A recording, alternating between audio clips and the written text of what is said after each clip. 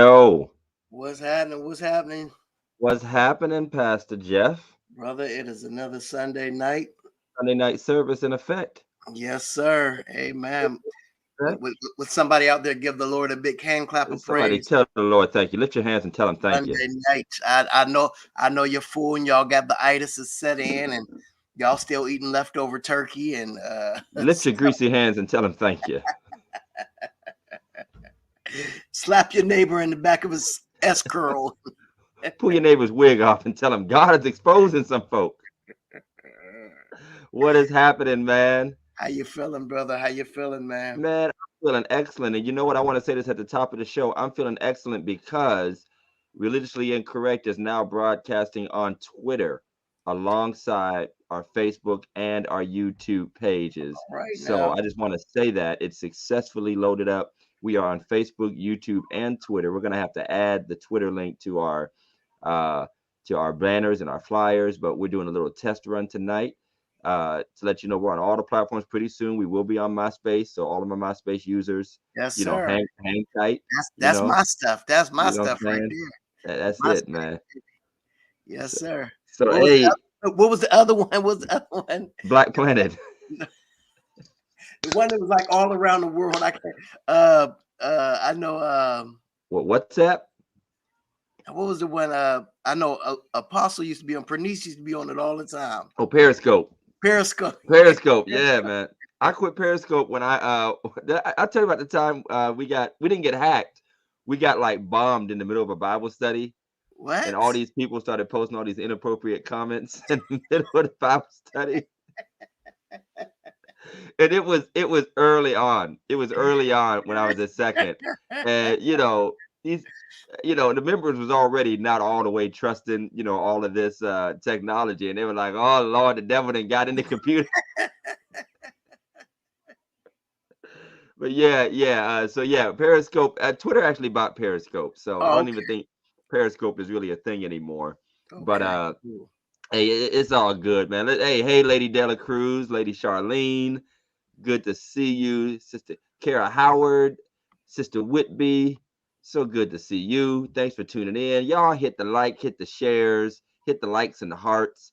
If you like what you're hearing, if we make you laugh, hit the laugh button or whatever it is on your side. Dave, what's happening, bro? Good to see Brother you. Johnson, how you doing, Yes, man? yes, yes, yes, yes. So hey, we're 1 for 2. Pastor Jeff, we're 1 for 2. Last week we had the Rittenhouse verdict, which we really didn't want to talk about, but this week we had the Ahmad Arbery verdict and the three brothers. Right. The three brothers, or not, they weren't brothers. They certainly weren't brothers in any Fa- fashion.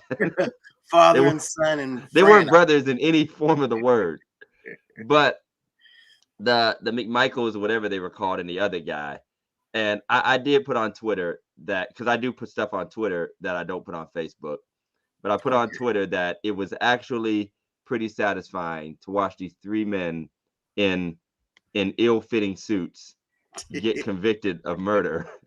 And at the end, I put, "You're still going to jail, Garth Brooks. What? You're, st- you're still going to jail, Garth Brooks." You never heard that joke about how they say you be trying to wear your best dress to you try to wear your best dress to court? They like, "You're still going to jail, Yolanda Adams." That's hilarious. I They say like you be it. I like they say you be trying to wear your church suit to the court, like thinking the judge gonna make a different ruling. Like, "You're still going to jail, Kirk Franklin." it. Tight fit mug. Right, right.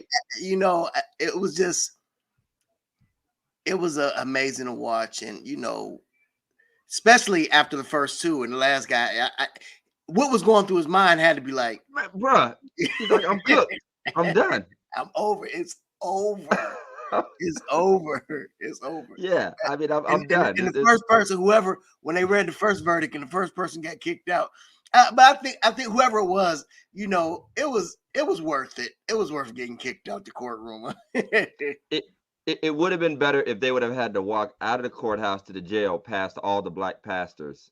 Ugh, That yeah, that that would have made it ultimately satisfying if they would have gotten past all the black pastors. Which, by the way, I just want to say, I don't know if we talked about on this last week, but I'm grateful that the black pastors stood up and showed out.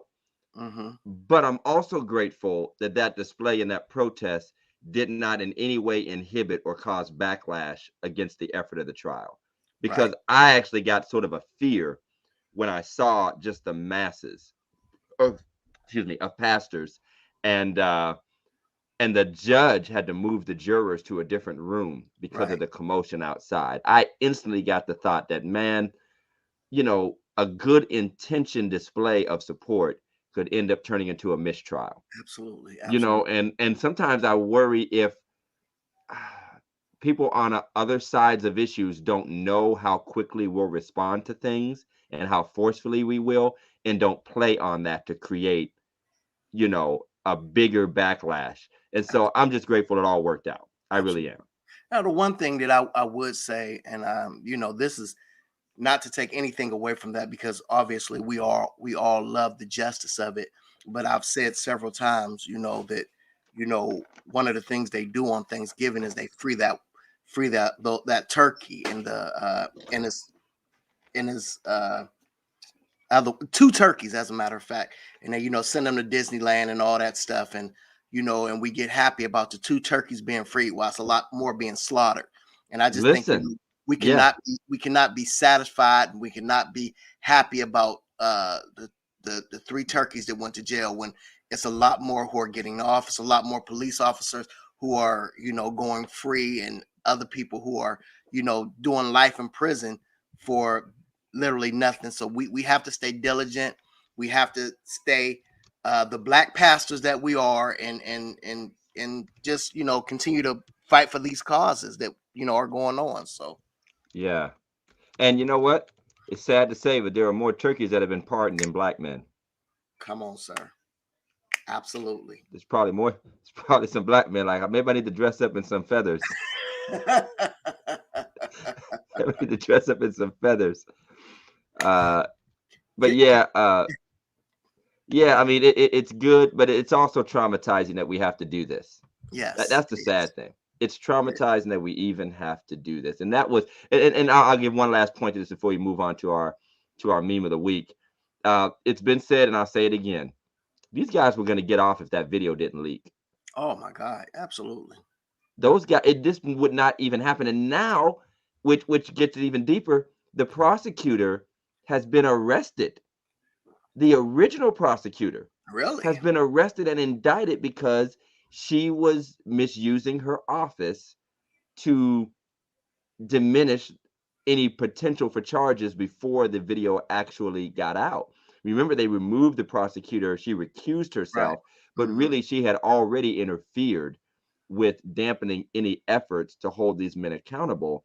And I did say online before, and I don't know, I wasn't going to say too much more, that the immediate response of police and prosecutors plays a big part in how these cases are handled. If the Absolutely. police would have arrested that young boy in Wisconsin and arrested these three men and treated them like black men would be treated if they were the shooters, Hmm. and interrogated them, and one phone call and all that jazz, instead of letting them go home, letting them walk home, let them walk away from the scene, tell their story the way they want to, the entire situation, there'd be a lot more incriminating evidence, there'd be a lot more things said that could potentially. So we still have work to do, Pastor Jeff, and I'm glad that Stand by my you're down for it. And we know that so absolutely, many, and you know what, this is proven, the black church is not dead concerning justice.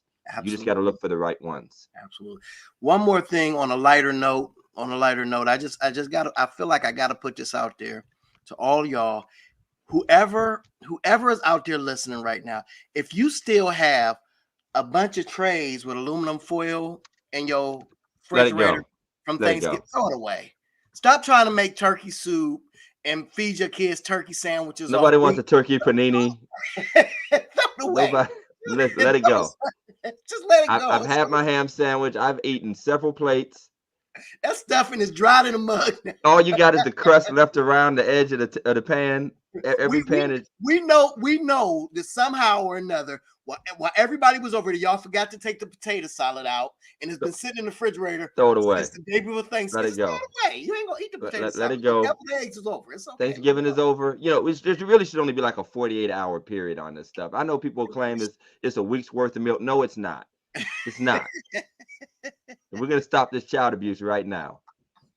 if you'll stop this child abuse. If you are a child and you are somehow watching this and your mom sends you to school with your Thanksgiving dinner, call Pastor Todd. I'm calling CSB for you. I'm calling CSB for This you is too because much. that is abuse. That is abuse. All right, it's meme of the week time. We don't have a theme yet, but Big Mike has a meme of the week for us. I don't know if he wants to come in or just pop it up, but he promised us the church hug. The church hug. Oh.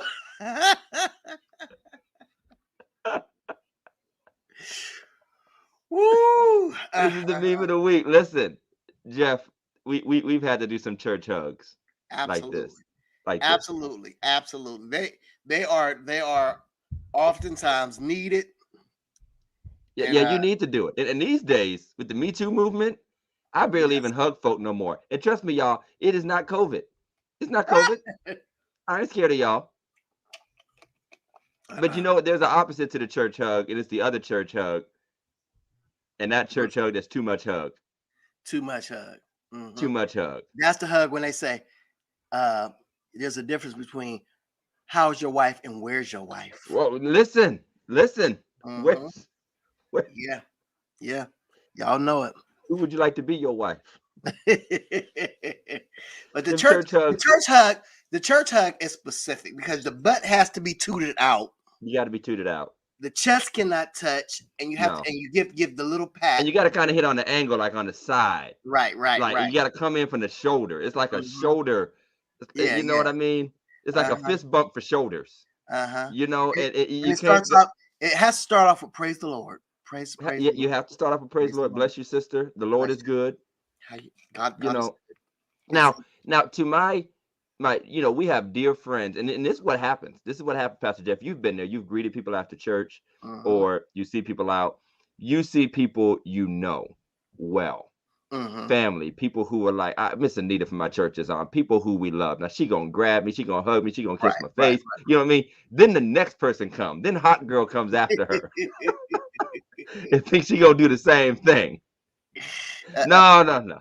Now there is. We can give her that Derrick Henry stiff arm. And that's the exception because you do this one and they right.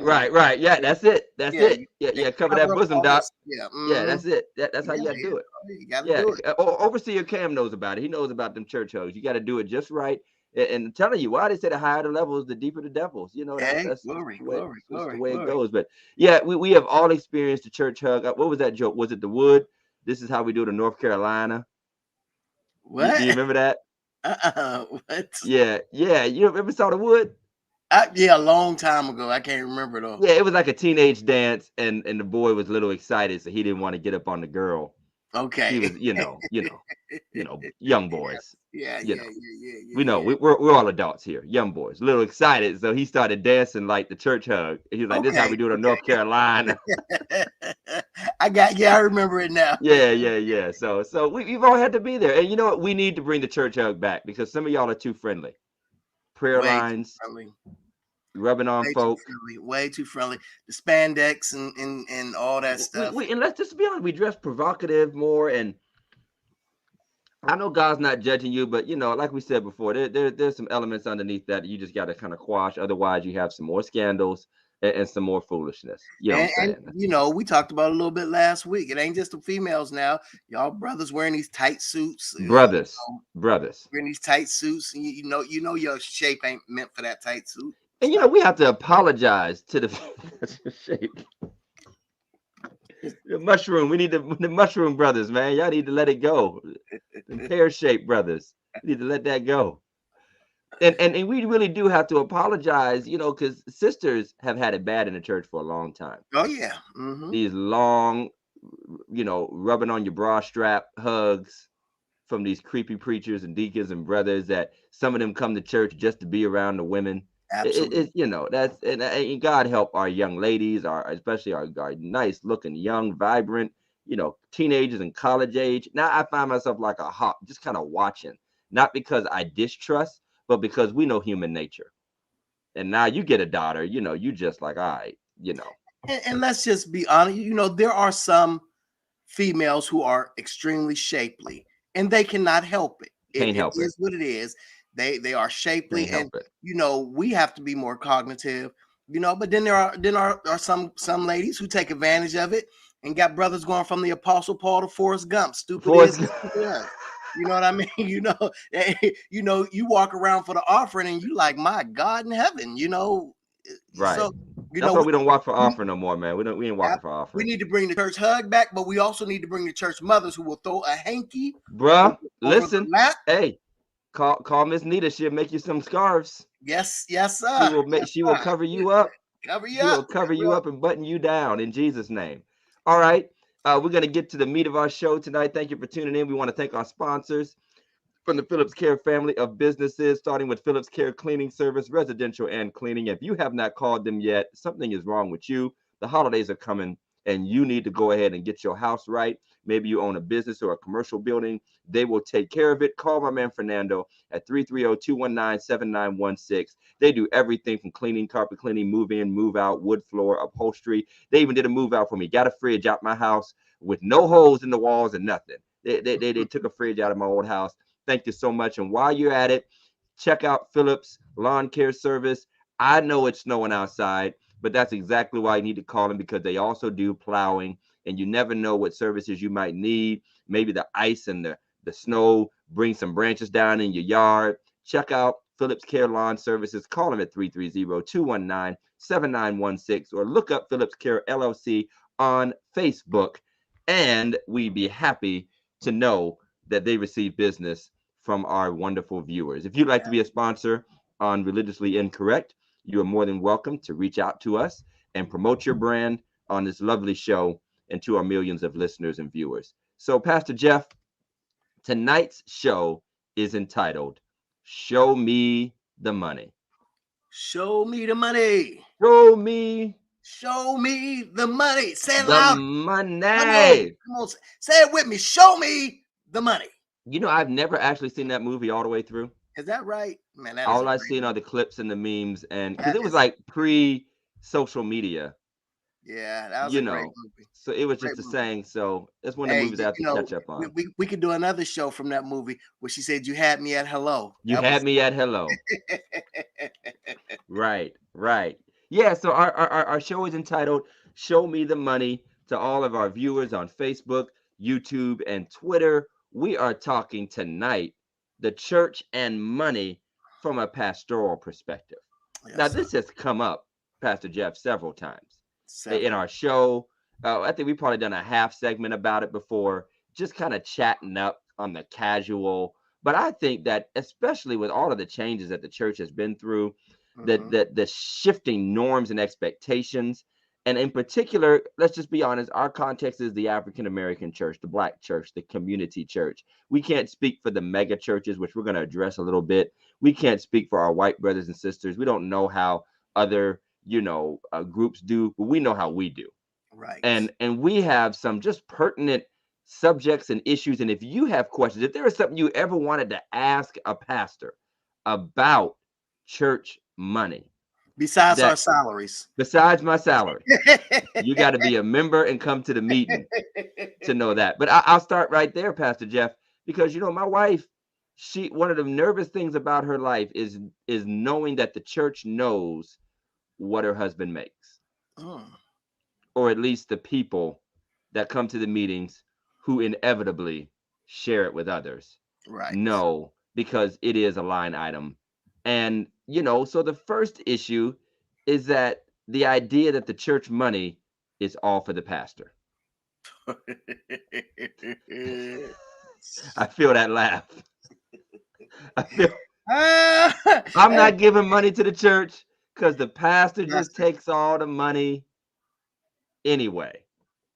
Driving that car, driving that motorcycle. He driving that brand new Chrysler 200. Right. Might as well have a 92 Geo Metro. Come on, listen, my little Malibu. So that's the first thing. Jeff, what is your perspective when you hear people say that? I mean, what do you think? What's the first thing, besides a laugh, obviously? What's the first thing that comes to mind when people say, all y'all pastors just be taking all the money? Well, I used to want to fight it and, argue but learned a long time ago, you can't argue with foolishness. You know what I mean? Because it's foolish to think that, you have a church, whether you have 50 people or 200 people or 500 people, whatever it is, that that all the money these people are given is going towards the pastor. And we're just, out here balling and living a lifestyle when, honestly, I don't know the numbers, and maybe you know the numbers. I would say the majority of the, the smaller black pastors are, working and pastoring at the same time. Bivocational. They're Bivocation. bivocational. Trust me, if I was getting paid like that, I would not be going to work. I Bruh. would not be going to work at all. I don't want to work. I hate working. I'm mad I got to go back tomorrow. Yeah. Yeah.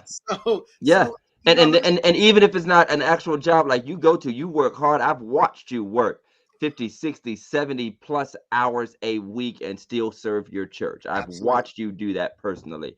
I just had normal 9 to 5, the 40-hour office gig. I can't say I've had that job with the extra hours and all that.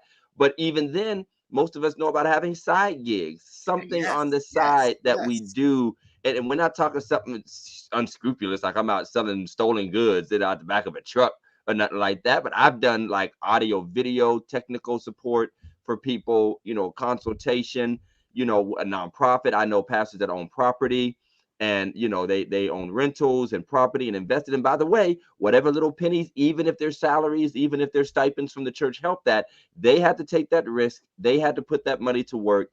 They had to make something out of, more out of what they were getting, and there are some who definitely have been blessed, and there are some who have more than the average pastor. But you're absolutely right, Pastor.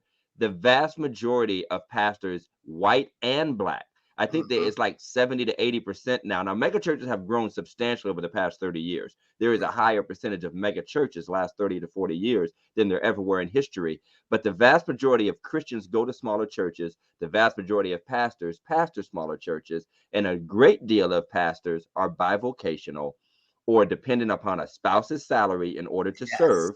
Yes. And the wife is working, which is an arrangement. Many people don't know that. That's a traditional arrangement, that the wife will work so that the husband can serve and make what he's going to make from the church.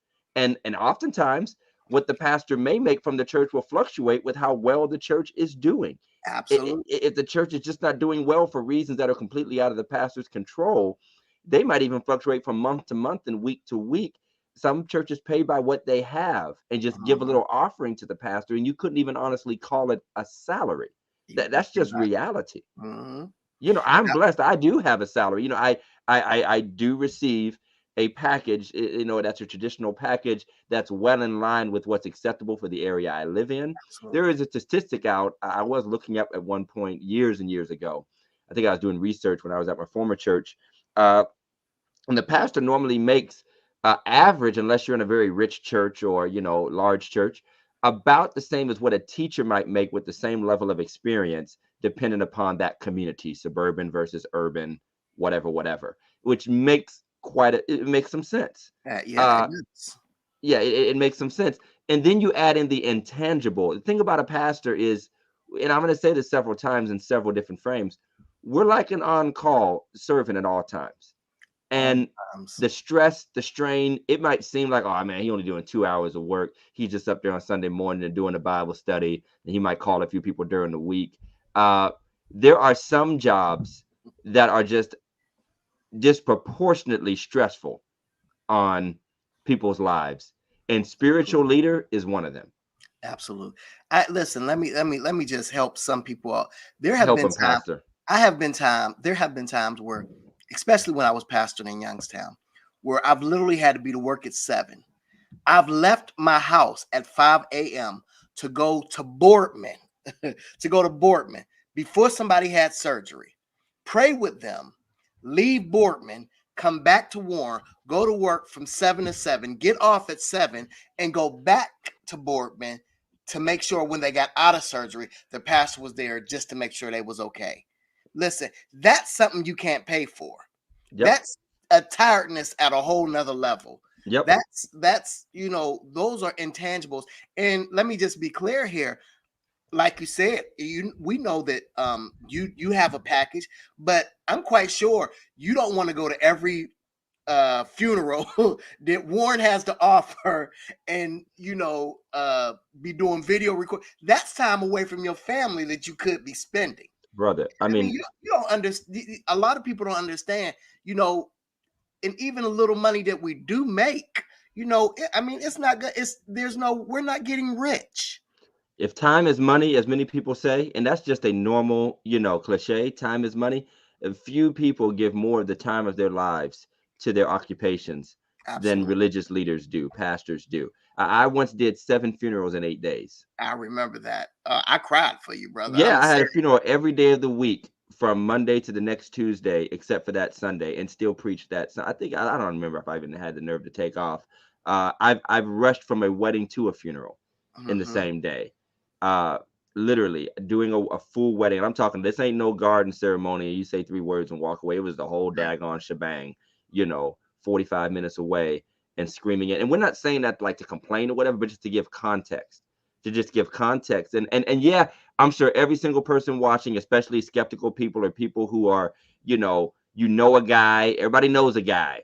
I know a guy don't do nothing for nobody. He just sit up and collect offers. I know a guy too. I really do. But I Mhm. also, there were people I thought I knew. There were people I thought I knew. Come on, I sir. Talk thought about it. I knew. They Yes. were Yep. just Yep. balling and taking from people. And I lived that line for a long time that I'm different. My daddy's different. My church is different. And them folk ain't doing nothing. But I found out that some of these people already learned lessons that you and I are just now learning, Jeff, and Yep. that there is no point in defending your lifestyle. There's no Come point on. in defending the work you do for people because half the people you do the work for will never acknowledge you did the work for them anyway. And and Absolutely. and they'll be the first ones in line with that. He don't deserve this. Look at them raising that and da da da da. So no, all the money does not go to the pastor, but uh, I would say this, and I've said this about the black church, and I said this to my church once. Matter of fact, it was around the time of Black Lives Matter, Trayvon Martin, and I was after Trayvon Martin. I was at the second at the time. I was saying that because Matthew Burrows, I was saying that the freedom I have as a black man to move and do and speak as I want comes because my church supports me and nobody can take my job from me. That's right. And I think we need to think about that other context. And yes, we say the same thing, Pastor Jeff, all the time. If you want even the finances and the money to go in the right directions, then make sure you support right folk. Don't Yes. complain and fuss Yes. about all the wrong people. Make sure you at least give respect, even if you're not a Christian, even if you're not big into the church thing. Don't tear down everybody because you just might be throwing out the very dude that might speak up for you, the very guy that might be advocating for your community and your That's it. family. That's it. That's And it. so, because I'm free to be me, I can get up and say what I need to say. And nobody can come to my office and say, you're going to lose your job or this or that. And we need to put stock in that, Hmm. that the black church still does provide a pipeline of truth speakers and advocates. And yes, the salaries and the payment allows them the freedom to be able to do that. Don't think for 1 minute that all these guys just work at factories and the offices and say what they say, and that blowback wouldn't come back at them sooner or later. Come on. Come on. That's it. That's it. That's it. That's it. Yes, sir. So it's And a part. I think also, I think social media has, kind of made it a little bit more difficult. And I think first of all, you can't judge a person's lifestyle by what they post on social media. Please don't. Please, because a lot of people are lying, first of all, people putting on stuff, but people could look at all my posts last week and think, oh, he just down there in Florida just doing it. Listen, first of all, you don't know how long it took me to pay for that trip. Bruh, you don't know how long it will take you to pay for that trip, bruh. Right. Right. Credit cards are a wonderful thing if you pay for them. Uh, Right, but right. you don't understand that. You don't understand that. Just because somebody went somewhere or went on a cruise or went or done this, all that money did not come from the church. You know what I mean? All that money was not, based upon tithes and offerings, and and I know, like you said, I knew some people who do. I mean, literally, and I don't know how often it still goes on. Maybe you know, where people took the entire first and third, First and third offerings, first and but third. you got to remember, and let's be historically accurate, because you know one thing that burns me up is that we are so big on knowing our origins and Mhm. history about ourselves, and we forget that a lot of the things we're seeing in church have the same type of origins. And the reason that first and third offering stuff, we used to go to the pastor Friday night service or whatever it was because first of all, that was it. Right. That was it. And if you think that's a whole lot of money, you're welcome to come into the rooms, especially back in the day, and see what was really being collected. But also, that comes from a more agrarian society, or more primitive days when we Mhm. did not have as much. The preachers were often itinerant and served at multiple churches.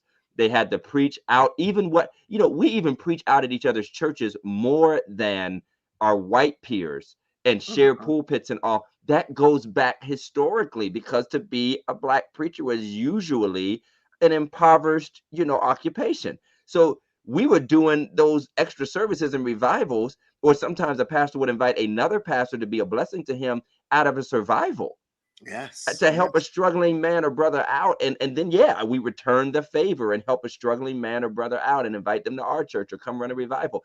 Again, if we're going to be true to our black history concerns and understanding where we come from, let's include the history of our religious practices as well, because they also have, and yes, some things should shift, but like many parts of our culture, many of us are kind of stuck in the past and keeping our traditions.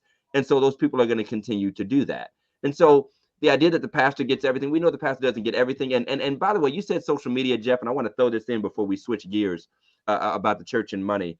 But number one, I'd say social media has people knowing about a few of the top dogs, Yes. and they're judging Pastor Stanford and how you living based off a picture they saw of Bishop Jakes and how he's living. And he's earned his money however he's earned it, the books, the conferences, Mhm. articles, everything. Thank you, Pastor Tatum. Pastor used to get paid with food and produce. I still do. I got a cake on my table right now. I got a pound cake on my table right now. I'm pretty sure that's somebody's tithe. But no, but it's all love, really. Thank you, Sister Pat, by the way. That was just a joke. That was a delicious cake for the holidays. But and even those little gifts and stuff, those are just little tokens of appreciation. And Absolutely. sometimes we talk about the cakes and the, this and that. That's really just people showing appreciation in the way they can. Yeah. That's how people show love. Just like your grandma would show love by cooking, or grandpa would show love by doing this or that. That's how the sisters and the brothers of the church, different ones, just show their And it love to is you, appreciated. and It very really, much it really appreciated. is Very appreciated. much. But let me say the last part about the social media is I am convinced, that I've said it before and I'll say it again.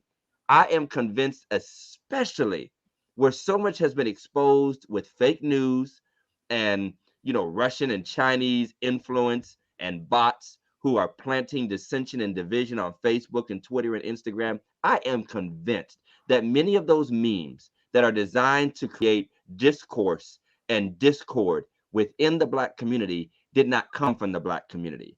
I truly, genuinely believe it. I've said it on this show before and I'll say it again. I will always say it. I believe that outside influences, including individuals who are probably from our own government or from other segments of our society, have planted these "don't trust the Black preacher" memes. They're taking all your money. The Black church collects $8 trillion from the Black community with no statistic, no reference, no time period. And look at how they're living. Then they show a picture of all people, Joel Osteen's church. I Right. literally saw a meme that was a picture of Joel Osteen's church, and the caption was, "The Black church is taking $8 million from you." And I'm sitting here like, are y'all serious? I believe that those have come from outside of our community, because those power brokers know that the Black church is the last bastion of power in the Black community. And if we Absolutely. can get folk distrusting each other, and just the little snarky, smart mouth stuff that we say that sows division, that will let what basically the average guy like me and you serving in our little cities be disconnected from our own people, and that makes us ineffective in our community. And thank you, Big Mike. That's why we need to stop sharing and liking all these posts, Yeah. because they're designed to divide us. They're not designed to divide us from Black against white. They're designed to divide Black against Black. Let me tell you, my Bishop Paramore said something so profound not too long ago when we were talking about money on, I think, matter of fact, it was on a Bible college. And he said, you know, one of his favorite cars and his dream car is a Bentley. He said he goes and looks at them all the time. Wow. And he said, honestly, he can afford to get one. Wow. He can afford to get one, but he feels it was just his feeling that in the neighborhood he preaches and ministers and pastors, it'll never fly. It's not even that he couldn't do it. It doesn't look right and wouldn't feel right for people to, you know, hardly be making it and hardly living, and for him to pull up in a Bentley in that neighborhood. And I think that's so, you know, just, you know, astute for him not to. It's sad because nobody tells the white man what he can't drive and where he can't live and what money he can't earn, and that does include white ministers as well. And by the way, they are a little smarter because sometimes they drive a little humbler, but they stacking that money. Oh yeah, they stacking. They might drive a little. They might not be out there with the Phantom or nothing, but they stacking. They just know how to drive the GMC. Mm-hmm. That's all. That's all it is. But I want to switch gears a little bit because a lot is talked about, you know, how much comes in to the church.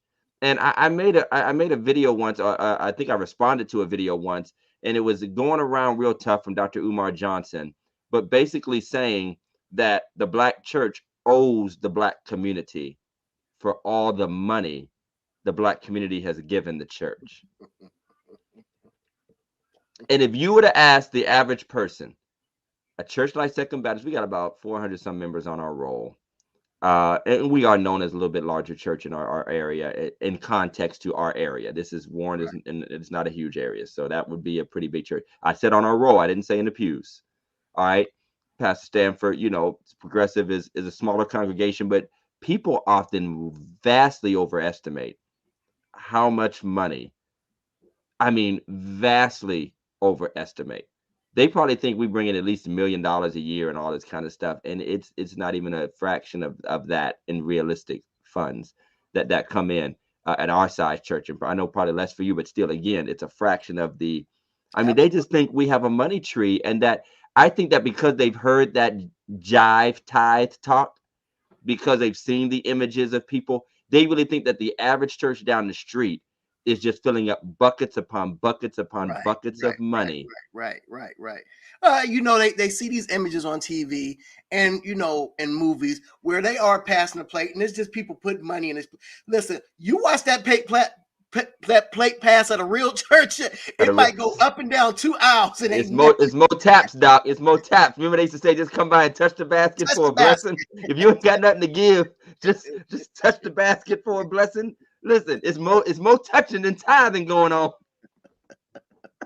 It's more touching than tithing. And you want to talk to some depressed folk? Don't talk to the pastors. Talk to our treasurers. Yes. And our finance committees. Mm-hmm. You know, because, and we do have committees, by the way. People, it's their job to oversee and properly account for every dollar that comes in. And again, yes, there are some people, they're not even crooked. They just are not good with math. Right. They are not good with business practices. And you know what? While y'all talking all that stuff, half of y'all evading y'all taxes too, and ain't paying Uncle Sam like with all your 9 LLCs, you trying to move money around, opening up businesses in your kid's name, and you got the nerve to be mad that, you know, that local little church on the side of the tracks don't know how to do Huntington Bank protocols and Chase Bank protocols. All they know is how to put money in the envelope. And why you playing? Don't call us after them PPP people come. Listen, don't call us because you didn't tithe. If you would have tithe out the PPP, I would have wrote you a letter. And I know y'all got $22,000. That is $2,200 that should have came into this. And I'm joking. But for real, you know, they have to see the reality.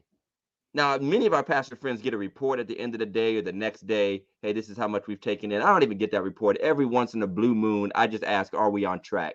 Are we doing all right? Absolutely. Maybe a mid-year report or a quarterly report for our board and staff. And I don't bash my brothers and sisters who do that. I was actually surprised because I come from a different world. I didn't know that cats literally get an email or a slip of paper or a message the next day of exactly how Some much. of them get them that day after the offering is taken and counted. They get it that day, and they come back out, and they'll but listen again. Everybody's not on that tip. Everybody's not. And But we do have to know, just like you have to know, absolutely, what your check look like. And I'm not saying it's the pastor's check, but you have to know what the church's position is because you have obligations. absolutely. And thank God, we are a smaller church, but we're a smaller church who has a pretty nice bank account. We're doing well as far as the church is. We have a group of people in that church who are good givers. And it's just, and I mean, we don't have a whole lot of folk, but we have people who have came accustomed to the tithing and who have been good givers. And it's just, we're not bringing in a whole lot. But our gas is on, our lights are on, everybody who's supposed to get paid gets paid, and we still got a little something extra, that if we need to, sponsor an ad for Pastor Todd in one of his million adventures. 8 million events, because I'm coming back. I'll be back soon. Matter of fact, I got a letter to send you this week. You got to return the favor and ask us for something, because y'all done sponsored us like 4 times now. It's all good. No, I just want another one of those preaching engagements. Listen, right. Good offering money. Just get you on in there. No, but you're right. And you know what, Pastor Jeff, I want you to hear what he said. We have a group of good givers. Right. Every church of every size has a group of good givers. Ask megachurch pastors. They will tell you they have a group of good givers. And some of us have gone through, and I've gone through it at 2 churches now, when Agape was growing significantly, and when Second was having that new pastor, push, that new pastor. More people does not mean more money. Come on. More people means more expenses. Yes. It means more toilet paper being used. Matter of fact, toilet paper rolls disappearing. I mean, and I'm straight, not even joking. At one point, I went in the office and said, Pastor, we had to lock the closets because stuff was disappearing from the church. And there was just more people in and out, coming and going. They were fairly convinced, and God bless them, no judgment, that somebody was just coming into the bathroom, change their baby, and put 2 rolls of toilet paper in their diaper bag or something and walking out. Let me tell y'all. I know most of y'all got some of them church chairs. Y'all we got that. Thanksgiving is over.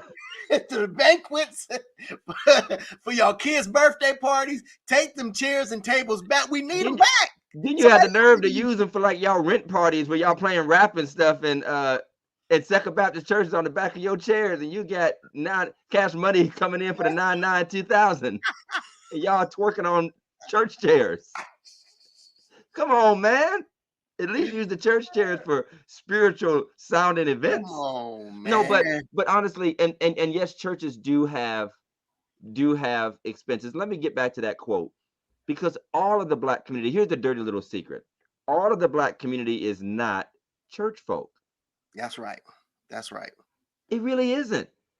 A small segment of people actually go to church regularly in any community, and a much, much smaller segment of people actually support that church regularly financially. So if anybody is owed, that small group of good givers.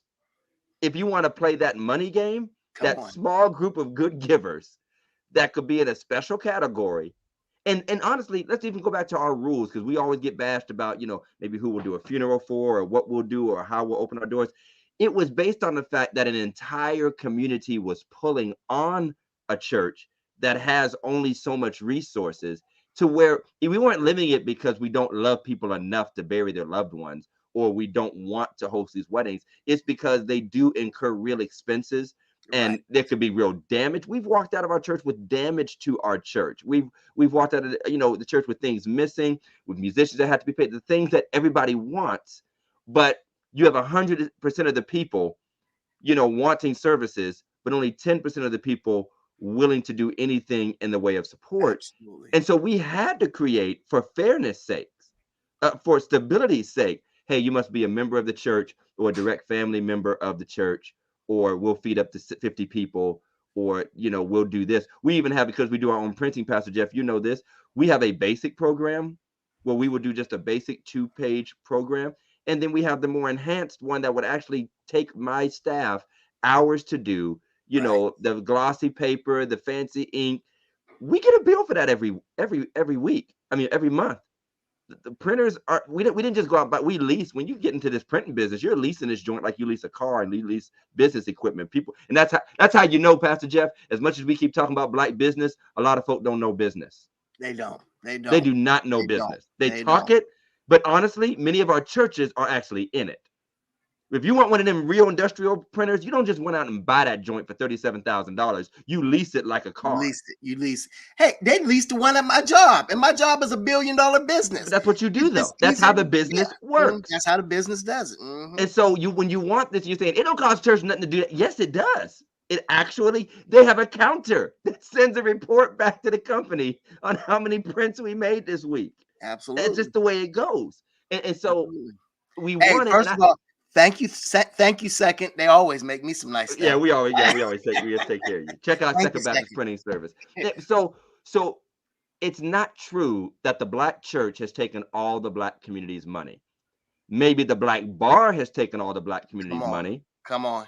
Maybe the lottery has taken all the black community's money. Because what are you getting back? Maybe the weed man is taking all the black community's money. You are not calling the bar asking them to do your funeral. You're not asking them to pay your light bill. You're not asking them to pay your rent. You're not asking them for child care. You ain't asking that bar for. And I am ultra supportive of all of our black businesses, including the ones that I wouldn't frequent. The ones that I wouldn't frequent, a bar, if a black man owns a restaurant, I'm fine. Do your thing. But please stop acting like we're taking more in than they're taking in on a Friday night. Now, listen, if I wanted to make some real money, I'd put some, what y'all drink now? Ciroc? And what do y'all drink? I'm still in Pastor Cavassier, so I don't know what's going on anymore. I'm still at Hennessy White. St. Ides. Mike is still a Thunderbird.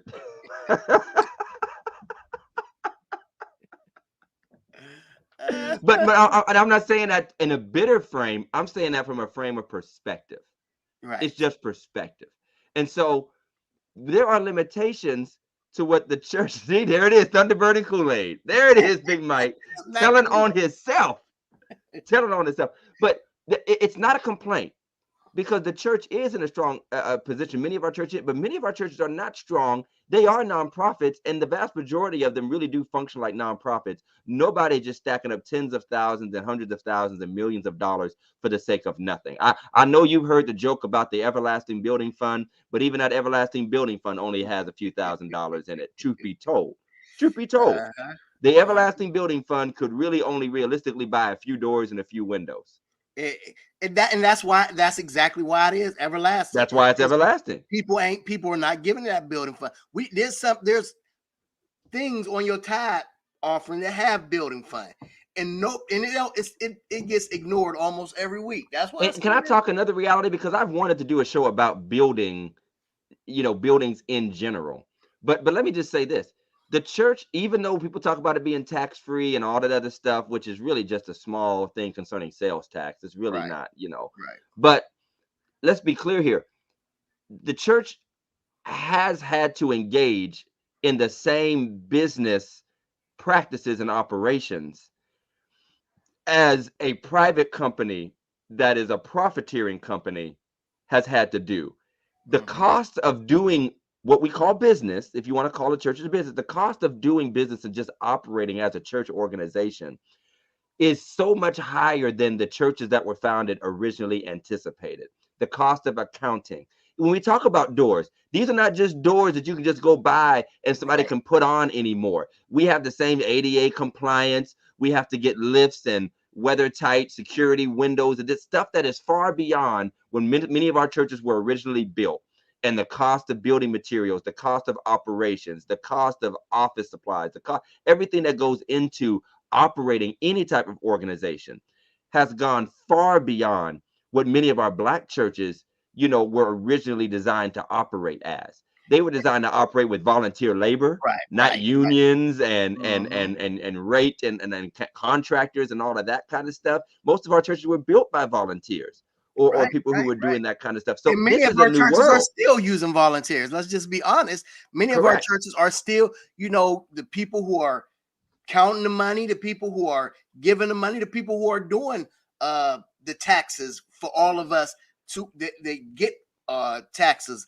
A lot of the secretaries from a lot of churches are still done on voluntary basis. Volunteer basis, and Stained if they glass are windows. paid, even if they are paid, many of them are making, including pastors, by the way, less than they would make in the private sector. Absolutely. And they are doing it out of love and sacrifice, knowing that they could work for a bank, or some of us have business skills or other skills that we could put to work in other areas of life. And the fact that we're serving is that. So, that's a big deal, is to understand that. And quite frankly, it's not just the outside world, it's our own members who don't always understand it. We have members who don't always understand the difference between uh, a budget and actual income and Right. expenses. The budget is just what we hope to do, what we project to do. And sometimes people see the budget and they'll say, oh, Second Baptist has XYZ budget. And so they will immediately assume that Second Baptist has XYZ money in the bank right now. And unfortunately, too many African Americans don't know how finance works. And so when they see a number out there and they say, that church is $1 million, that church, that means that as much as came in probably went out. Right. Most likely went out. Or you're just a pass through. If we sell on them banquet, I know y'all made all that money from that banquet. You know how much of that money we barely cleared for our gala and packed that joint out because it costs money to put on galas.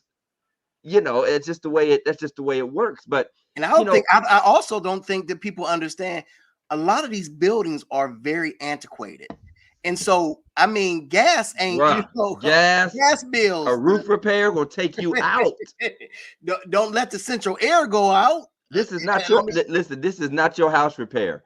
You are talking, one stained glass window, if you have a stained glass window, one door, one lock, you are calling. Man, listen, when we had to get our HVAC done, the first guy was like nearly $100,000.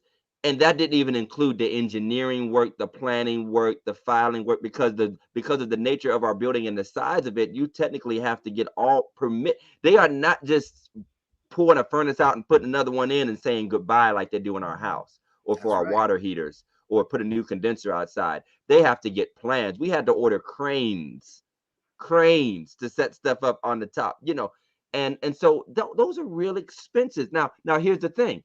A lot of people say, well, that ain't got nothing to do with me, and y'all don't do nothing for us, and we don't never use none of that until they do. And I said this to you earlier on the phone because we always have a pre-chat, me and Jeff. Right. The pastor, the church and the Black church in the community has become like the fire station. Come on. We need to be open. We need the funding to be there. We need to be operative because we never know when we'll get that call. Doesn't mean we're able to answer every single call because there are more than one church. I can see if there's only one church, then you can come by and say, well, that one church that's getting everything should do everything. Right. But we're there and not needed until we're needed.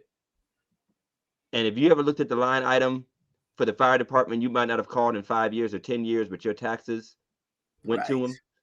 If you ever looked at the line item money they get a year, and I'm not comparing the church to the emergency services of a firefighter, but let's be honest.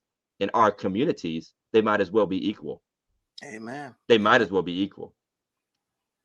And so when we're needed, somebody calls and says, I got a call earlier. I wasn't able to fulfill the request the way I'd hoped to. I wanted to, but I wasn't able to fulfill the request that was made of me is, hey, you have that church. We need a place to be. We need a place to have a service. We need a place to do this and do that. Can we use it? Now, the reasons are different now because now there are other concerns at work because of COVID. And sometimes it's staffing. You can own a McDonald's if you don't have no employees. I hope COVID taught everybody a bunch of lessons that the church been trying to say for years. Applebee's didn't have enough folk to open up every day. $1 million companies that are in demand every day had to cut their hours. Ain't nobody. Charlie's wasn't open on Mondays. When the last time you saw a restaurant like that? Now, that's what Black folk do. We don't open on Mondays and Tuesdays. We open our restaurant Wednesday through Saturday. That's the Black restaurant. But major corporations did it because I can have the building, But if I have nobody there, and please don't play this, we don't have to come. We'll just give us the key and let us in. Come on, man. So my drum set can be gone. Right, So right, my right. Ain't no way. And somebody has to be there to open up. Somebody has to be there to close. Somebody has to be there to clean. Because y'all ain't gonna clean up. And even if y'all do clean up, y'all ain't gonna clean up the way we want it cleaned up. Because once again, COVID, we have to make sure it's got to be done right. You have to be done right, because we don't want nobody coming in the church getting sick. Then you also have the people who are at our church upset that we're allowing other people to use our church because they want to be the ones to use our church and they don't want to come after y'all done used our church. And that's absolutely correct. And you know what? And on top of that, Pastor Jeff, we live in a very litigious society. I mean, we have panicked when we realized we were out of salt on a snowy day. Come on. Panicked. Yeah. Like, okay, go to somebody's house and get some. Because the fact of the matter is, all these people talking about the church don't care that we're the church if they slip and fall. Mm-hmm. So you think we're being like hard and mean? We're actually not. We're protecting, just like a company would do. We're protecting ourselves. And you're saying, well, y'all just a business. Well, if you didn't sue us like a business and use us like a business, we wouldn't be a business. And let me just say that, because I've said that before, Pastor Jeff. I'll say it again. The church doesn't treat itself like a business. The people that don't go to church treat it like a business. Mm-hmm. The people that don't go to church, because I don't go to Walmart unless Fernando said I was late that day. No, man, we just supported your plow business. You can't say that. Fernando's never late. No, and he wasn't. It was just a deacon thing, like a sidewalk thing. But in all seriousness, we do have to think twice, like anybody else would, that every little thing could be a lawsuit. Yeah. We really do. Yeah. And insurance for churches and nonprofits and it is not cheap. Pastor Jeff, I want to switch gears because the churches have this money and we do have some. We're not poor, we're not broke, we're not like destitute. But how do we decide? How about this? How do we decide how to spend the money? So the first question, it starts with who decides? Well, like you just said, we have, and we're about to have ours. You have these budget meetings, and you have these. It takes committees. A lot of. You have these committees that come together to say, this is what we want to do this year. This is what we want to put together, put away for this and that. And you have to realize we're going on last year's budget, based upon last year's budget.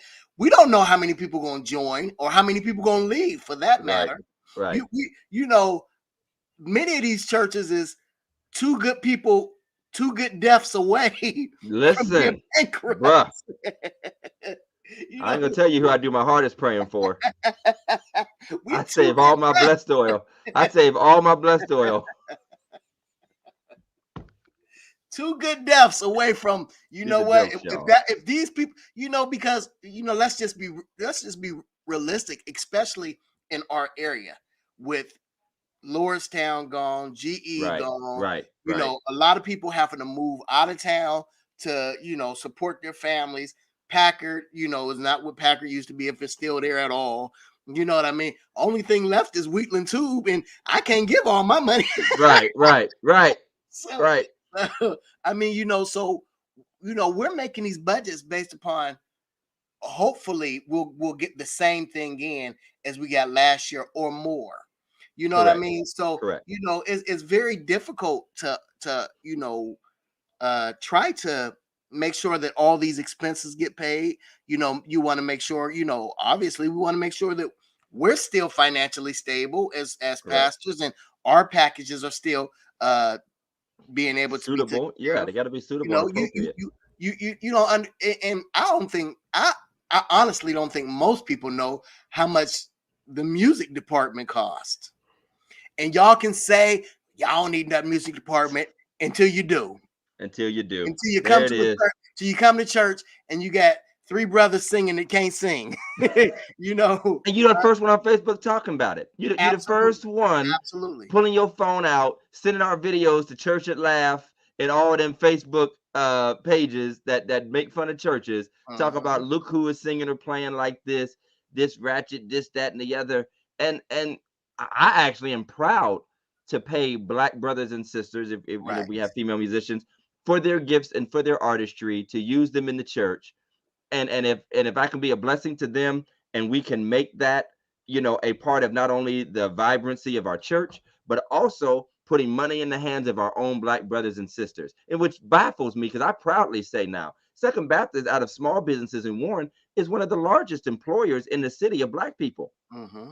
And I'm proud of it. So you can say we passed on it. I sure am, to Black people. I'm paying more folk out of Second Baptist, yes, tithes and offering, than most folk, Black businesses, are paying to their own community. I'm putting money in the hands, whether it's full-time, part-time, stipend, just a little God bless you for playing or doing what we do. And we do it right, not under the table. We do it Right. legally, Yes. taxed, Yes. however we need Yes. to do Yes. it, give you Yes. 1099, whatever needs to happen. But that's a pride for me. I'm not ashamed of that. It's baffling that if we're gonna say Black business and Black church ought to do this, you have to understand that operating properly financially is a part of that. You Yes. have to operate by nothing just runs off of nothing. Mm-hmm. We can go just pray in the street if you want to, just go be in a field somewhere. And the next time your loved one die, I'll say, anybody got a garage with a heater in it? And bring the casket over Mm-hmm. there, and I'll gladly preach the eulogy there. I mean, we could do that, but that wouldn't be acceptable to anybody. And so we have it. We're here, and the church ain't going nowhere. There are changes happening. There are shifts occurring. Things may never be as big. We're living in an increasingly secular society. And I think that the strength of the church is that those faithful people are going to continue to be committed and be devoted and contribute, knowing that the world that doesn't even respect them is continuing to pull on them. And you know what? I wish our brothers and sisters, if you're watching this video or you watch it later, would understand that when you do all that talking and all that jibbing and jabbing about the church, this, that, and the other, you're not really just hurting the pastor's feeling. You're hurting that sister, that brother, that mother, that Right. grandmother who has a sincere faith and a real belief and has found a cause worth giving to. And you're telling her that her devotion is worthless. Yes. You're telling Yeah. her that her devotion, his Say that. devotion, Say that. is Say worthless. And you're joking about, took all my grandma's money. No, your grandma found something worth value and has given to it. She say her little smart mouth things when she come home and the pastor this, but obviously she loves and is devoted to what she does. She shows up, she bakes, she helps, she's volunteered. That's been her life's work. And that. all Amen. we can come up with this is to crap on people. Come on. Come You're on. not just crapping on the pastor. I know people want to feel like they're knocking some dude down and some rich guy down. You're actually knocking a lot of your own peers down, the very elders that you claim to respect, the very ancestors that you claim to revere. You just face the facts that they chose, and not because they're a bunch of dummies who were enslaved, Yes. but Yes. because Yes. they saw the Yes. power and the proficiency of the church being properly fitted and able to be what it ought to be. And if Yeah. a person has that belief, if you want to spend all your money on sage, go buy all the sage you want to buy. If this Mhm. lady wants to pay tithes, let her pay tithes. And I have members who honestly I have never met who still send a check to that church once a month, twice a month, whatever it is. And it's not based upon me because I've never met them. Now I call them, you It's know their what I mean? I devotion. call them. That's it. It's their devotion and it's their love for God first, for the church to continue to grow and continue to work in the community. So, stop, like you said, stop. And yes, we all know people who spend more time on the offering than they do the altar call. Yes, we know more. We know people, but I know Pastor Todd. I know a lot of these pastors, especially here, that are on the Religiously Incorrect podcast. A lot of these brothers who are not, ain't none of us doing $50 lines, $100 lines. You know what I mean? We do a quick offertory prayer, and and the Keep it people moving, Doc. give because of they want to give, and because we preach the word every single Sunday, a word that touches the hearts and the lives of people, and it's not about money. It's not about giving. Absolutely. Absolutely. And back to that core principle. And by the way, if you have a question, don't hold back. If you want to ask us a question about something, we got a few minutes left. We're gonna cut off in a minute, but this it is the right of any organization or group of people to make decisions for themselves. And Right. this idea that people who are not a part of the church have a right to tell the church what to do with its money. I don't care if we decided to do a campfire after church and just burn that sucker. If we're the ones that gave it, you know, It all of a sudden, it's my body and my choice till it comes to the church. Right. It's my body and my choice when it comes to the church. And I just say that out of respect, as an organization, as an organism, as a family, as a group of people. If you got together with a group of people to put your efforts and your resource and your money towards anything, the people who are doing it have the right. And by the way, if anybody wants to fuss at me or share their discontent or their desires in our church meetings, Pastor, I'm a contributor. I believe in the mission of our church, but I really feel we should be doing this and not Right. that. I don't understand why we spent money on this, or they might even say, oh, you get paid too much, whatever it might be. Then those persons, and yeah, sometimes in the church, we got from some folk that's loud mouths about their opinions, but they low in their actual contribution. And I'm not judging by your income. I'm not judging and saying that I'm picking on impoverished people or people that don't have as much, but there can be people who could and don't and gleefully don't, but also loudly want to make sure they're heard and cause all this fuss and commotion and have not, done the fair share of what we're all together endeavoring to do, but always got something, to throw out there. And sometimes we'll lie. Sometimes people will just outright lie about what they do. Yeah. I got folk that literally like, Pastor, I give all. I'm like, sister, I saw it enough. I'm not even judging you. You brought it up. Right. You brought We up. see the numbers. We see you ain't been, matter of fact, you ain't been to church in 3 weeks. Only time you come is to these meetings so you can have So you something can to fuss say. at us, right? I mean, so there are real challenges, and we believe in what we believe in, and a part of our belief involves our sharing of resources Mhm. and giving those resources to the greater cause of allowing the church to operate. And yes, that includes salaries, that includes equipment, that includes buildings. And do some go overboard? Yes. Do we need all these chandeliers all the time and all? I get it. People have gone overboard. Matter of fact, most churches have learned their lesson. Why do you think most of these churches are starting to get built and converted warehouses and stuff That's like it. that? And you're just seeing a different, because people have learned, like, hey, you know how much a pulpit set costs? Like Oh one man. pulpit set, and when I say pulpit set, I'm saying the podium, the little Podium. table that goes in front, and the three Right. chairs, the little king's chairs in the back. That joint be like $10,000 for one set, And don't get your name and your church name and stuff engrafted bruh. in it. I mean, so and again, many of us have found ways. Listen, the last set I bought it used. Okay, I don't want to shame my church. I bought it. I'm not ashamed at all. I You found a should be. church. You'll look good. I found a church that just bought brand new stuff and ended up not using it. And I had a glass person put new etching on it. And we literally saved like a quarter of the amount that we would have spent, because you'd be surprised when we built my dad's church, we drove and bought pews from Indianapolis for literally, I'm not even joking, 5% of the cost of what it would have cost us, Yep. something like that. It was gonna cost like $40,000 to furnish our church. We ended up paying 2,000 plus another 800 for shipping, because we went and got the trucks ourselves, and we went there and took the trip. And U-Haul was that much for that length of a trip to Indianapolis and back in a day. And we personally loaded those pews up and unloaded them at the church and bought somebody else's 25-year-old pews. Why? So that we could be wise with the finances. We had spent enough, and they're still sitting on them chairs to this day, them pews to Absolutely. this day. And So listen, I just, Pastor Todd, Second Baptist, they just got new carpet not too long ago. I don't know how much it costs. I know it was a pretty penny. But listen, stop getting mad at the ushers when you allowing Ray Sean and little Ron to eat candy in church and bruh, gum on the pews and my drop it on the ushers will carpet. tackle you, boy. They'll tackle They you. mad. They Yes, got they mad. tasers now. They got tasers at Second. We invested in that because y'all getting out of pocket with these masks. We want to wear these masks. We got to knock you back down the steps. But yeah, so, and we're not saying this as a complaint or gripe session. We're saying it because often people hear about the church and money from everybody but the church Right. and everybody but the pastors.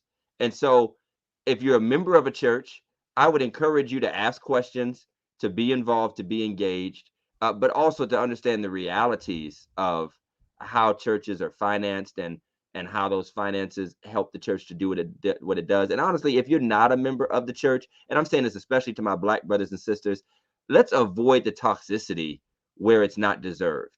If you want to call out somebody that you genuinely know is just straight crooked garbage, whatever, I get it. But honestly, I say it all the time. Why focus on the negative when there's so much good around you could be promoting? Why focus on the negative? Every church I know in this city has been doing Thanksgiving meals and feeding children and food bags and taking turkeys to their elderly, whether they promote it or not. And That's there's a right. good chance that some of your meal or one of your family members' meal might have come from the church you're bashing. You know, meanwhile, we're glorifying the dope man who passed out a few turkeys after he got your whole family strung out, Come and on. he threw a few turkeys, out the back of a truck, and we act like he's doing something. So again, at least let's have enough pride in ourselves that if we're not a part of something and we don't understand it, Pastor, if I got to the point where I have nothing negative to say about my black Muslim brothers and sisters, I have nothing negative to say about Jewish people, or I don't know their practices. If I don't know, I ain't got nothing to say. I don't. Point blank, period. I don't. I don't. And If I how don't you really know. run yours, you run it. Listen, If you don't want to give, don't give. don't get. But if you became part of the church, I mean, we can't do it. We can't have Ohio Edison put everybody on the church name on Ohio Edison bill. But Right. this is partly you use this electricity. You come out. Matter of fact, if you come out and it's hot, you upset with us because Bruh. the air conditioner ain't fixed. Yep. If Yeah. you Yeah. I come mean, out that's and it's just too cold, you're upset. Matter of fact, you say you going. These are our bills. These are our yeah. bills. Yeah. It Yeah. is. It just is what And it and is. we want to serve. And that's honestly why we seek to be stable, because we cannot serve you if we're not stable. Absolutely. And we need to be. And there's plenty of things to learn, and all of our churches are learning it. We're learning how to work leaner. We're learning best business practice. We're learning how to operate with excellence. We're even learning from the mistakes of the past, even the abuses of the past. So many churches have checks and balances now from the abuses of the past. You know what it takes to be somebody's pastor at most of these regular major churches now? Background check, credit check, you know, uh, clauses. I mean, and it's serious because everybody, trust me, you think you're tired of the reputation that you see preachers with? We're tired. Churches are tired of the things that they've either done or gone through or been accused of unfairly. So now everybody's trying to do the right thing the right way that I can see, to the best of their ability. Even the ones that don't always have the skills and the staff to do it, they do it to the best of their ability. Just for a quick example, Yeah, do you know how much it costs to print out 100 flyers that most of y'all ain't gonna look at? bruh. You gonna tear it up. You gonna leave it on a pew for us to get. I had to come to a decision, especially when I was at my the last church that I was at. I said, to buy ink, to print. I said, well, I called Pastor Todd. And I said, how much was y'all charge? And it was easier for me to allow them to do our printing for the Then they go to bulletins. Kinko's and FedEx To and go to Kinko's, and you know what I mean, and it just made. And then he done it professionally. I'm not trying to plug Pastor Todd and his. plug away, brother. I'm not trying to It's the plug staff, Pastor because the Todd staff does it. and his Rose, plug staff, Rose and Carol and Janice, because they make it the happen. fact that they have a printing company. I'm not trying to plug that. I mean, I'm not trying to plug the fact that they were a lot cheaper than Kinko's, and I'm not trying to plug any Don't of tell that. them that we'll beat anybody's prices in Right. town. I'm Don't not. don't I don't wouldn't don't tell y'all don't that. I don't wouldn't don't tell tell y'all them that. that we But have I mean, folding, stapling, binding services. We do card stock. Don't tell anybody we could do glossy programs, wedding bulletins. Don't tell and them for a very cheap price, and for a it reasonable made more price. sense for them, especially as us being a smaller church, to do it than for us to have to keep on trying to, somebody trying to make these bulletins that when you came in, you ain't even know what they said. And So again, money coming back into our community, absolutely, flowing back into our community. So we hope that there was some enlightenment with our conversation here. Want to make a quick announcement as I don't know Big Mike wants to join us for a minute, but we're going to be coming back live real soon, and we're looking forward to getting yeah. back in the studio. So I want y'all to check us out. Religiously Incorrect, 8 p.m. every Sunday night service. Me and Pastor Jeff have both had our households go through COVID. We've been vaccinated like 9 times. We got all 3 vaccines. Got Uh, 13 boosters. I even took some stuff in the back alley, I think. I don't know what it was. It was probably just, I snorted something.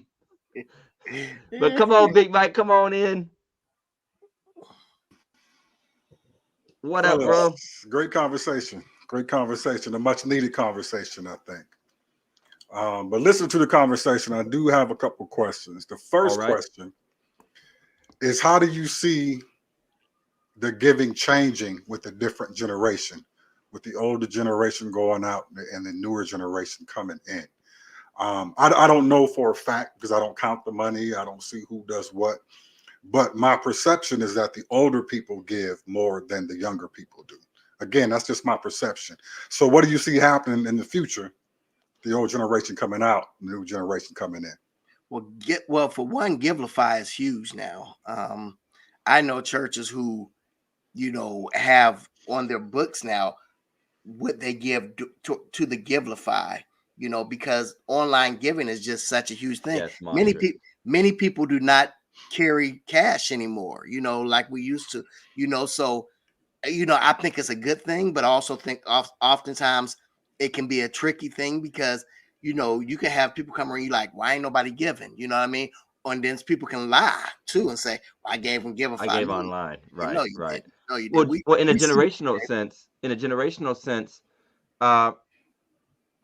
older people do give more, but they often give more. And I say this lightly because I know some people will jump on and say I don't have more, but they tend to have more to spare, Right. or they traditionally at one time had more to spare. And you Gotcha. cannot ignore the last 20 years of economic pain that our country has been through, which means the Black community has gone through it, which means the Black church has suffered from it. And so in our little valley in Northeast Ohio, the heyday of the steel mills, I mean, money was flowing at one time. It really was flowing. And those individuals who were giving had less things to concern themselves with, as far as where my money needs to go. The church and a few Black organizations were their primary charitable endeavors. That's how it kind of worked. And they usually worked intertwined with each other, the churches and Black organizations. Now, honestly, younger generations are more saddled with debt. They're making less and expenses are more. So and let's just be honest. So that's the financial part. That's the practical part. On the social, emotional part, the loyalty is not the same. They're more secularized. The old tactics, let's be honest, of guilt and you just should, and people just telling you got a job now, make sure you give the church some money. Those conversations ain't happening like that no more. Right. I was told you get your first job, bro, make sure you tithe off of your little check or instead of pattern of giving. Now that's not happening. So no disrespect to anybody, but a bunch of call center jobs and STNA jobs and entry level jobs cannot compare to these people that were making $28, $30, $35 an hour in factories or had tenure somewhere, and even now pension. And by the way, now the older ones are feeling the pain of pensions being cut and benefits being lost. So that's why I said to my older members, I'm not assuming you got a whole lot of money just because you're older. I know that you are scraping by and still trying to be, committed. So yeah, I see loyalty and practicality being the biggest issues that are pulling down or dividing, if you could say, the ratio of giving between young and old. Gotcha. I remember at Reverend Powell's church, a little small church in Youngstown.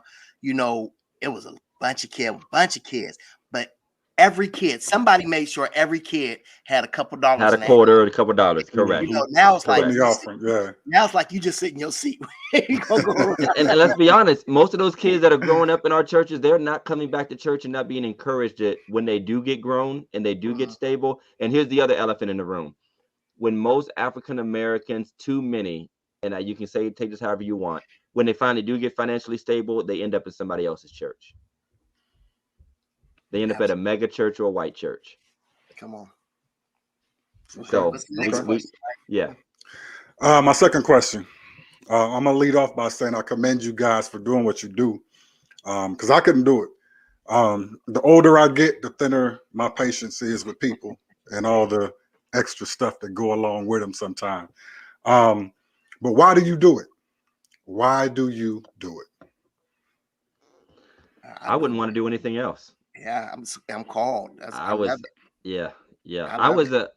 a kid.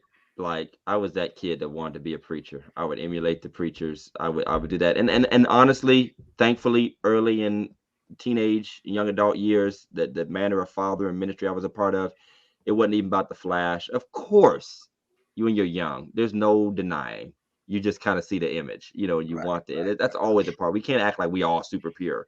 Right. But I spent more time in nursing homes, hospitals, funerals. Just, I wouldn't run around with my peers doing revivals all the time. So I loved serving.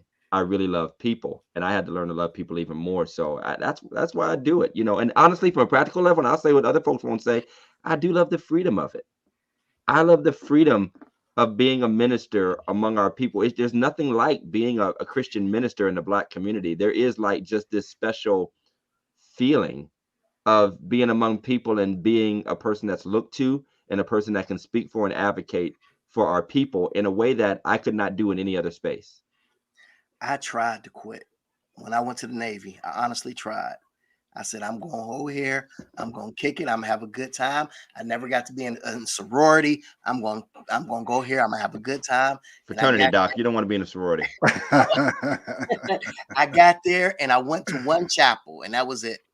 Yeah. It was over. It was over. Gotcha. All of a sudden, Gotcha. I became a chaplain, because God has put so much in us that I don't think we could quit if we wanted to. Yeah. Okay. All right. One more question. I just thought about it. Todd, you kind of talked on this before, but how come Black churches aren't coming together and opening up businesses to help out with the finance of the churches? Well, first of all, we are. Okay. Like for instance, Second Baptist has the longest running preschool in the city of Warren. We started our preschool in 1969. We have one of the longest running, church run preschools in the city of Warren. We do printing at Second Baptist. A lot of churches do things more on the side. I think in one thing, and you know what, this already touched on. Elder Carter asked a question. You can go ahead and put it up. She said, what do you think about the church investing? And I think both of those things kind of go together. The churches are equipped and could be more involved in business endeavors and investing, but we are number one wrestling with the administrative and professional capacity to actually do that. So while we have money floating around, we don't always have qualified people committed to managing those operations. I'm blessed to have that with some things that we do, but running a business is hard, and running a church is already hard enough. The second thing is the public perception of it, that we've already been so accused of being run as businesses and this, that, and the other. And people honestly take advantage of the fact that we're a religious entity. And I think it's odd because if you ever watch any things about Malcolm X and the Nation of Islam, they talk with beaming pride about how they started and ran businesses that supported the nation. And if the churches had a network of businesses the same way, most people would turn a side eye and just go right to the conversation we just had. All that money is going into preachers' pockets. What are they doing for the community? Any Black business owner will tell you that the whole Black community feels like everybody owes them a donation for everything all the time and will drain them dry and then not even do business with them when they need to. So folk ask me, like my buddy at the funeral home, for money and don't even go to him when they loved one die. So I think it's, again, management and capacity administratively. We have the monies, because honestly, nobody has more seed funds on any given day than a church to do something. Absolutely. But the administrative capacity to do it, and then the trust of our people. I'll be totally transparent. I probably shouldn't even say this on the show. There's a car wash on the corner of Highland and West Market Street I've been wanting to buy, and I'd love for the church to buy it. Would the community respect the fact that the church bought that car wash? Would the people support us, saying that we went out of our way to turn that business into an operational business again that has been closed for years? Could we count on people to protect it and not vandalize it and steal the change out of it and break the machines? It's realities. It's realities.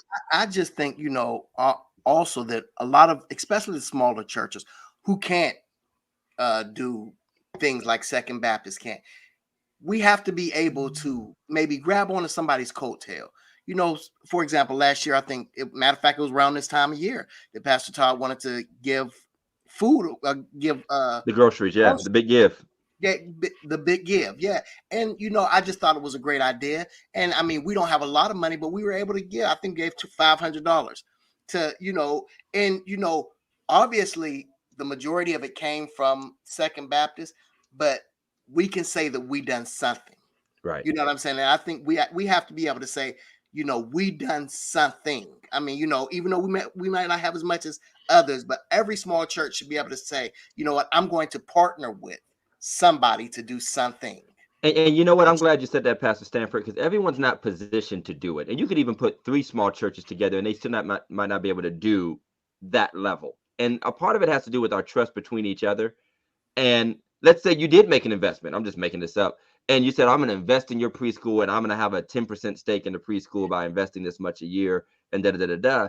Well, yeah, I mean, but then we'd have to have a level of trust between us. There's a lot that goes on. You got to remember, churches have a lot of transitions. They can have a new pastor next month.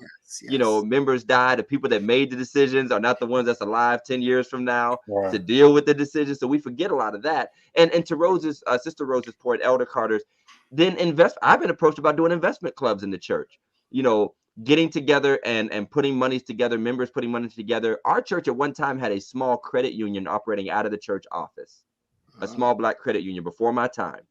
All right. It's important to do, but we have to have trust and consistency and commitment to do it. And the one thing is, because we're starting from scratch in the Black community, and that includes the church with these ideas, it's hard to build the trust and the commitment and the consistency to truly get the ball rolling so that it can actually build into something. And we often don't have, again, the administrative capacity and the long-term trust to let that thing grow into something. We forget that businesses stay in the red for a long time before they get in the black. That's right. And That's we right. get nervous when that starts happening, and we don't stick with it. And you add the church and religious and all the perceptions to that. And where'd all the money go after 1 year or 6 months? And how come my investment ain't paying me a return right away when you've been owning that Apple stock for 30 years and ain't got no money out of it, and you got in late, But again, I understand it, because it's hard to take from an unproven source. Olympic surf, baby. That's all I got to say. Stop, Pastor Jeff. Stop, Pastor Jeff. Let's do it, baby. Whoever knows what that means is going to come kick your tail. That's all I know. Whoever knows what that means is going to come kick your tail. And that's honestly why, because there have been so many schemes. One of the biggest Black pastors in the country went to jail, Dr. Kirby John Caldwell, for I almost said it, for real estate schemes that he used church finances and convinced his church members to invest in. And again, we are not all that guy, but once that story's out. Right. It's going to make it hard. It's going to make it hard.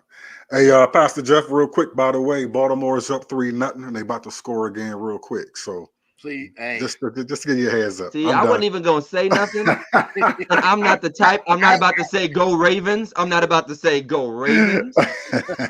I'm not going to do it. But I just know that it looks like we'll probably be down here in the basement together.